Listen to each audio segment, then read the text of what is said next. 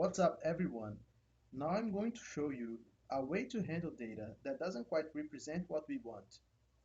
The data is still the same as before, but now instead of actually having two different entities for representing textbooks and coloring books, the server only gives us an entity called book. As you can see, we can still consume it by using our previously defined client-side queries.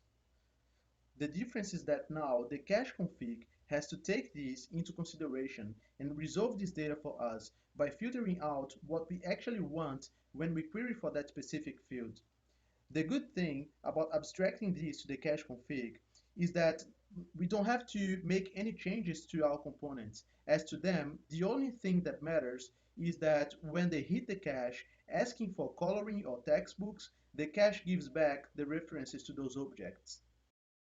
I was going to handle this fourth and last case on a separate video, but as these presentations are turning out to be pretty straightforward, I will talk about it in this video too.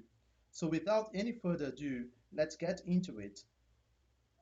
The main difference here is that instead of one data set, we have two, and they are returned from separate queries, each one containing the same type of data, but the fields named after what it actually represents. Just like in the previous cases, the components can interact with the cache through the same client-side queries. But now, our work is somehow facilitated because we do not need to resolve data anymore, as we can simply return the actual field that is being read, as we now are sure that that field contains the data that we want. But be aware that as now we have separate fields in the root query for our data, we need to write custom update functions for these field mutations. And this is it. We have reached the end of our super short series on how you can increase the control over your Apollo cache.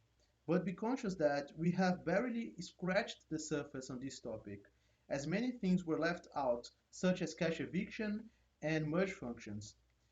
I believe you will make a better use of this series if you try to implement those different scenarios yourself and just tinker around with it. You can even reuse the code that is available in the provided repository. As always, if you have any questions, let me know down in the comments and I will be glad to help. See you in the next one.